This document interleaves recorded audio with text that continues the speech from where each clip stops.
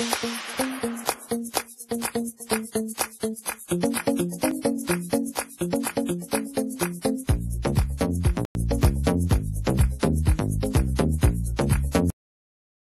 The Last Jedi's title bode well for Star Wars' spirit of invention?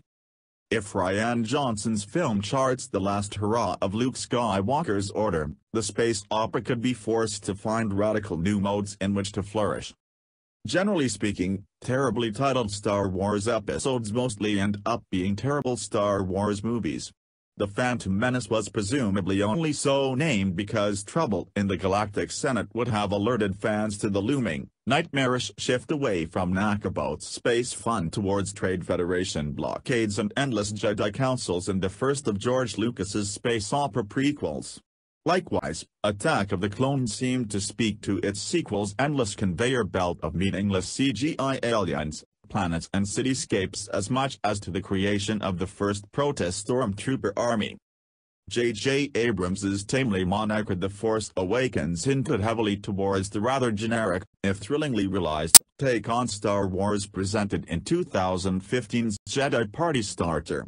Now the title of Rian Johnson's Star Wars, Episode 8 has been unveiled, and it couldn't be more vanilla if it tried. The Last Jedi might easily have been created by the famed Star Wars rumor generator widget that briefly captured imaginations before the announcement of Episode 7's title. Generic in the extreme, it seems to tell us nothing about the plot of the new installment beyond extreme basics. Or at least, that's the initial reaction. Because it might actually tell us quite a bit, especially if Luke Skywalker turns out to be the title character. At the beginning of Johnson's movie, there's little doubt that Luke is indeed the last Jedi round.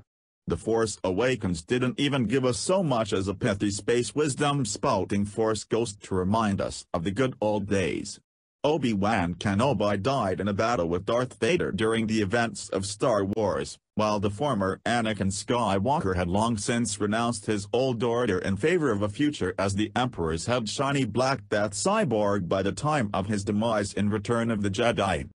If Luke is the last Jedi, then it's clear those of us who were left disappointed by The Force Awakens' minimal use of Mark Hamill might be in for something of a treat. An entire movie with Hamill taking the place of Harrison Ford's Han Solo as the episode's returning elder is hugely tantalizing, not least because it's been more than 3 decades since we last saw the actor in such a leading role in blockbuster fare. Speculation that Skywalker will be the next senior member of the original Star Wars fraternity to get an on-screen death presumably starts here. But perhaps even more importantly for Star Wars' long-term development, the title suggests the Jedis are done. With them goes the concept of the Order as defenders of the galactic greater good, and one assumes it's surely not likely to be revived in the near future. Were producers to give us such a movie before instantly reintroducing the Jedi in the new trilogy's final installment, Colin Trevorrow's Episode 9, there would quite rightly be rumbles of discontent in the fanboy underbelly. This does not mean that the Force itself is diminishing in importance in Star Wars, far from it. But it does suggest that it is, as Lucas once feared, slowly getting muddled into a bunch of gobbledygook, even if this may not be such a bad thing as the mighty Quiff once suspected. The Force Awakens conjured up a confusing picture of the state of the all-powerful energy field, with blurred lines where the clear binary system of Jedi and Sith once sat.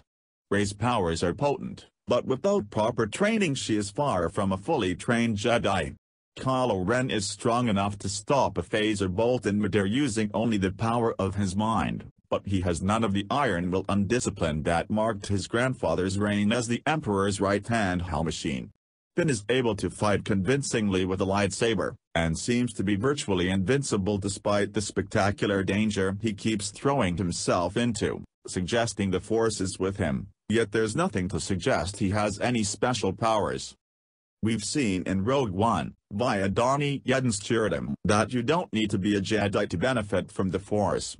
And there has been no suggestion that trans-mysterious Knights of Ren, nor Supreme Leader Snoke himself, are part of the old Sith Order. So if the Force is regaining power, it is clearly doing so in entirely new forms unrelated to what went before. In many ways, this makes total sense. The Jedi have always been infinitely more intriguing as semi-mythological figures, unobtainable and out of reach. The only Star Wars movies to really let them loose on the galaxy, to feature scores of Jedi spinning their wheels, turned out to be by far the least interesting episodes in the canon. Yoda as an aging mentor, an almost impossibly wise teacher of men, was a fascinating creation, his past shrouded in mists of mystery as impenetrable as the steaming swamps of Dagobah.